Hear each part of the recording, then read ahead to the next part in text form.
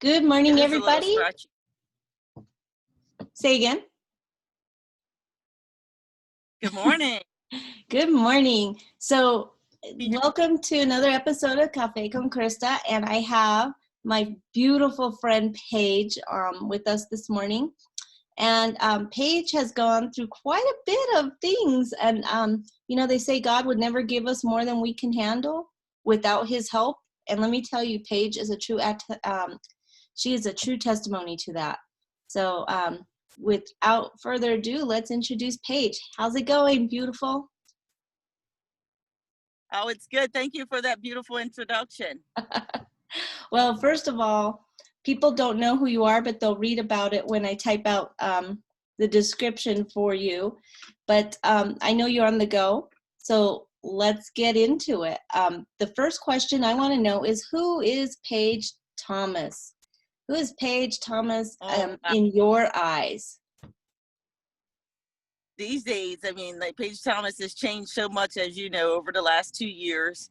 I was thinking about that the other day. I was like, what is she looking for? Like, all the many roles and titles that I have now, or is she looking for, like, who I believe I am first, and what I give, what talents who I'm looking I give for. to the world. Yeah. And so, like, in all of that, like, I feel like I ask myself, what talents do you have? What gifts can you give the world? What do people get? If you're the present, what do people get when they get you, right? Mm-hmm. What's the gift that I give out, right? And I feel like I give out a warm, very genuine helping hand in everything that I do. I'm the type of person that's like, no matter what I have going on, I always take it doesn't cost me much. So I look at the life as like, there's so many small acts of kindness and so many little things that we can do to contribute to the world, whether it's holding the door for the person coming behind us, or writing a small little handwritten note to, like, my neighbor, for example. He's having a birthday party and I'm going to be out of town, but I just wrote him a little note, and so I feel like also I'm an educator, the more and more, especially with all of the roles that I play, the many roles from mom to Marine, and especially on the mom side, being a special needs mama and an amputee strong mama, I've learned more and more what shines out for me. And I said, you know what? You're a teacher at heart. You always have been. And, me leaping out on faith and doing a recent fundraiser for my daughter has shown me that, like, it's a calling that I can't get away from. No matter how private I try to be, there's something destined for me to have a public eye, to bring awareness and to educate and to teach people whatever it is I have to give them. So I love that about you. And part of that is your desire, or maybe it's your natural ability to be a caregiver too. That's just one of the biggest things I've noticed about you. And it fits right in there with educating and teaching, and because you're giving to the mind, you're caring for the mind, everything that you're doing is contributing to not just you being a better person, but to the lives that you touch being better in all ways when they leave you. I love that. I go back to the Marine Corps, and everything that they've always taught me is not new. What the Marine Corps has taught me through my almost 21 years of experience in that uniform has just codified all those lessons that I learned growing up, and so, one of the first ones was, my mom's a dressmaker and tailor, just for context. She's we sew clothes growing up, and reupholstered cars, and did wedding gowns and all of these other types of things. And so it's been a life of attention to detail. Yes. And in that, it's transferable. It has transferred into every area of my life. The level of attention to detail that I pay to things is probably, I'm highly organized, put it that way, is a lot more than most, but it served me well. I feel like it served me well in the things that I've had to get accomplished, whether it's moving around the country, whether it's making sure that, my daughter with special needs has every little thing that you can think of medically taken care of. My brain is thinking. I'm a learner.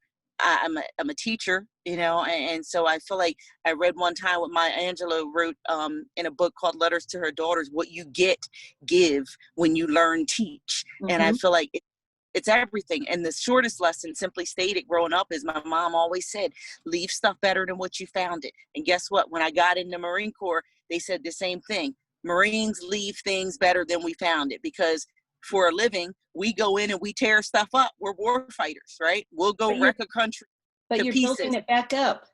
Exactly. But we leave it better than we found it. And that is everything that I do. So if I'm at your house, or if I'm at my mom's house, we're getting ready to go stay with my mom for a couple weeks. It's like, before I leave, I field day. In the Marine Corps, we call it field day. But to everyone else, it's just a deep cleaning. I clean the room, I clean the bathroom, I clean everything. And she's like, whoa, you like cleaned it better than it was when it got here. And I said, I leave things better than I found it all the time. That's a beautiful contribution to the world. And if everybody did just a little bit of that, imagine what a gorgeous and amazing and peaceful place we'd be living in. Yeah. So no, it is definitely really important to be able to answer the why. You know, you and I talk all the time. You know, no matter how frequent we talk or not, you know, there's never a lost moment, right? We pick up right where we left off. And I feel like, you know, you just gotta take a step back and be able to take a strong look at a self-assessment of who you are, and be able to answer. There's power in why, is what I was trying to say. I read that the other day. There's power in the why, the WHY, right? And I'm like, if you can't answer the mail when someone says, who are you? Then, you know, that says something too. Right? Yeah. Oh gosh, it says a lot.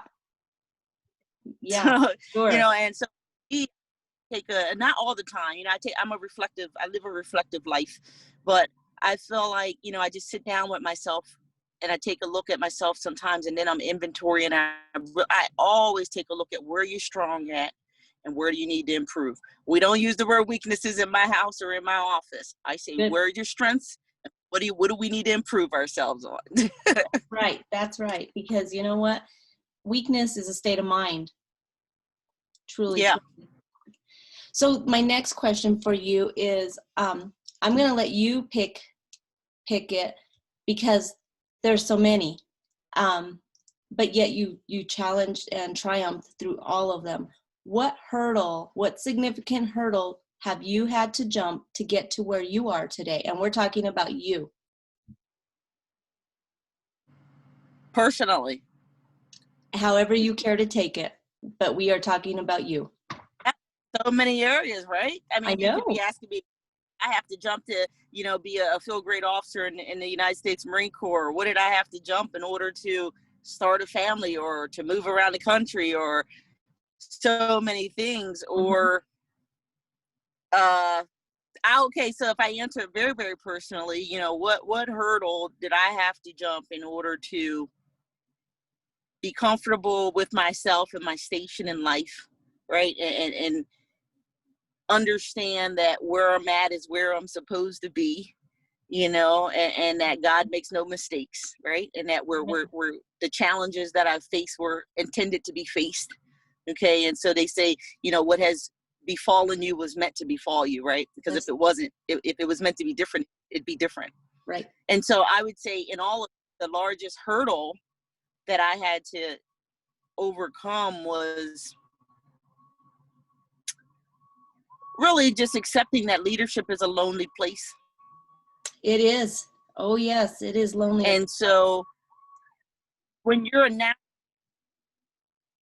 I feel like it's not just in, and it's not just in my professional, you know, realm. You know, I feel like leadership is in the home, it's in the family, it's in the community, it's in the workplace, it's in all of these different things. And so, simply stated, I learned that I had to step into leadership being a lonely place. And when you can own that, not to say that sometimes you don't get lonely, but when you can own it, you can give context to why you sit where you sit. And so if you're an eagle and you're meant to sit up there and have a different perspective, right? Mm-hmm. On the world. So you're not meant to just walk amongst it, but you're meant to look down into it and see, be able to. So for me, leadership being a lonely place, being able to accept, that I am an eagle, kind of flying on my own branch and looking down into the world. And with that, I've also learned, and it's probably a unique strength or ability of mine, to kind of move myself around the chessboard. Mm-hmm. And so I'm constantly positioning myself where I need to be at. But I've also learned that one of my bosses told me simply, everyone's not running a 6-minute mile, Paige. And I said, sir, you got to use different tools in the toolbox. You can't always use the hammer. Sometimes you got to use the wrench and the screwdriver in order to be effective in any organization. He said, anywhere you are in life, Mm-hmm. they say meet people where they are. And so the last thing that I've learned just recently, and through behavioral health, a lot of people are afraid to admit, about counseling services and stuff like that. Oh, A hurdle that I think that I need behavioral health.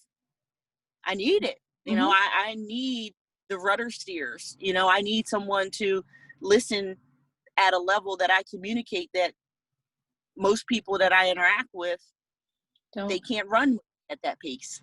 They don't know how. They Yeah. just simply don't know how. And it's just my life's experience. There's no knock to them or no credit to me, but my experience has developed me, in a way through my career, through my education.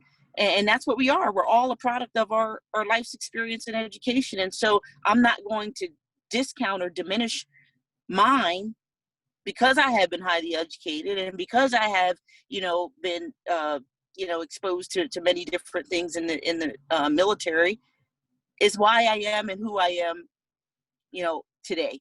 And so leadership in a lonely place, being able to step into being that ego and have a different perspective, understanding that no, everyone's not running the same pace that I am, using the resources that have been made available to me, particularly behavioral health, in order for me to come to grips very lately with, I have to choose to meet people where they are or leave people where they are, and make sure that there's no negative connotation associated with that. Right. Because as I've learned through experience with being a special needs mama now, is that it translated, not just for special needs, but in every area of my life. People have to earn the right to learn your story. And so I found myself always sharing, because that's who I am. I'm a sharer. I'm a giver, right? Mm-hmm. But I realized I was giving, this is a new hard lesson for me. I've been giving too much of myself to people that may not have earned the right to know that level of detail. Yep. And I'm not trying to safeguard it, but there's also a right to know, everyone doesn't have a right to know your deepest story. Well, everybody and so in that, not everybody can handle it. That's the thing. Exactly. And when you just go giving it away, they try to pull it down to a level that they can understand. And you're not operating at that level. You're at a different level. And again, no knock to anybody. It's just what it is. Yeah. And so, there's always a dip in the story. My sister taught me this. She's a educator at Westchester University in Westchester, Pennsylvania. And in one of her classes that she teaches, she talks about like when we say who we are, right? We can say we're this, we do all of these things, right? Our resume, right? And she was like, but then there's a dip.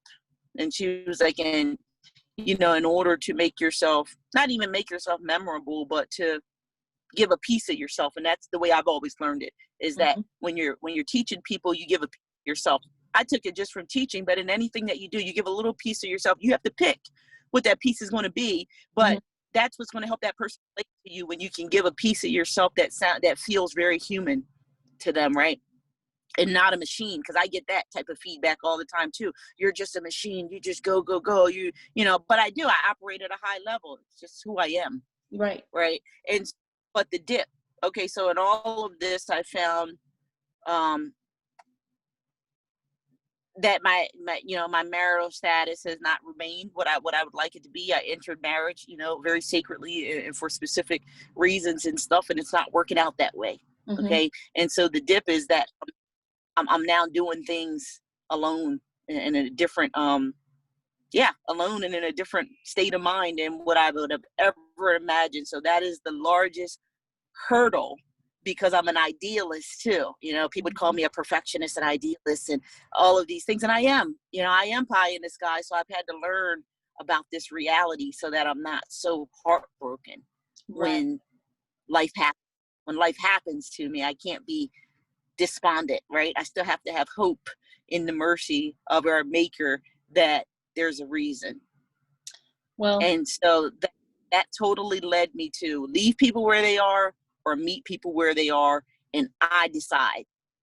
Yes.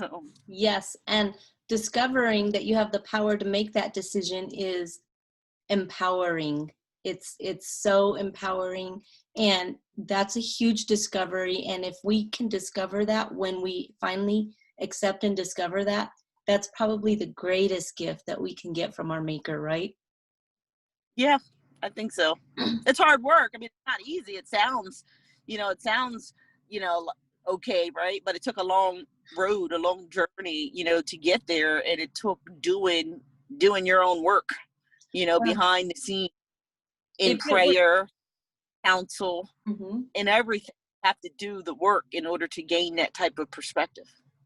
If it were easy, everybody would do it. And again, it's not easy. We're dealing with the world of generational curses, of community curses. And you know what? When we can break free of whatever those curses are, we're just contributing to make it a better place, because you don't know how many people you're touching and how many people who are looking up to you and how many people respect and admire you. You have an idea of who in your life does, but you have no idea of who outside of your life does. You are a true beacon. And that's one of the greatest gifts that we can do or give ourselves and give to our maker, is to surrender to that and just accept, again, leaving people where they are, meeting them where they are, and accepting that movement is lonely and can be lonely. So the last question is, when we put I mean, that's what life is about.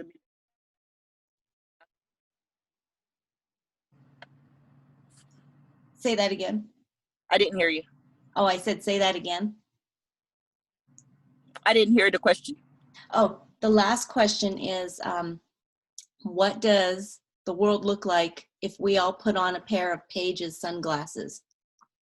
Well, how do you see the world? Yeah, it's probably all like unicorns and rainbows and stars. And no, honestly, it's probably just a kinder place. It's a kinder place where there's not always a motive. There's not an agenda. There's not there's nothing. I feel like we live in a world today where everything is so calculated, where like people assume that because you're doing something, you want something, or because you're, moving, life is taking you, and you're either, we say like all the time, like you're either growing or you're rotting, you're living or you're dying, and all of these things. And it seems like, there's so, I don't know if it's a jealousy or what. I mean, and in my world, people would understand and appreciate that when I come up, you come up. That when we get, we give. And so if I'm climbing the ladder, then there's one hand always reaching down and pulling someone else up that ladder, so long as they want to do their work. Right. So long as they want to move up as well. Yeah. And so in my world, it's just life of progress. It's a world of progress. It's a world of progress. It's a world of, productivity. It's a world of greater, compassion and understanding for differences in the world, and understanding, more importantly, that our differences don't categorize us as either being normal or not normal, because I've learned very deeply, talk about things that change your life. Certainly, both of the kids have changed my life. Marriage has changed my life. The Marine Corps, all of these things, all of these significant life-changing events, right? They happen. But, and I think you told me best, Paisley and everything that God has gifted me with her has changed I'm a different human being. Mm-hmm. Well, only you could have been that little girl's mommy. God hand chose you for her. Paisley came to change the world. She did. And so even with that, I feel like I fight with myself to try to be private. You know what I mean? Like, maybe that's just not who I am. I'm not meant to hide her from the world, You're not meant to.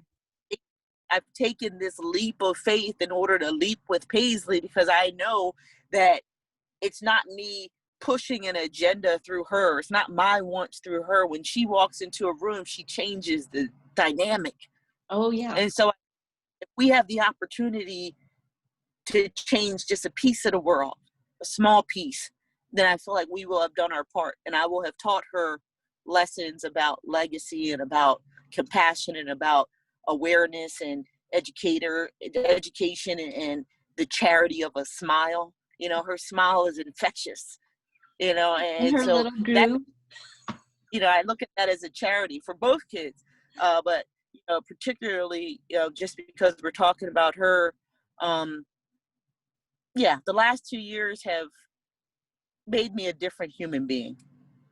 And because of that, I really believe that I have to keep doing my part to make this world a better place.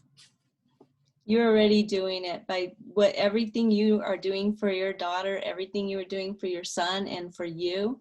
You're already making it a better place, a more beautiful place. And again, you have no idea at all how far your light reaches. So you just keep on shining and you keep on knowing that you're doing a freaking amazing job.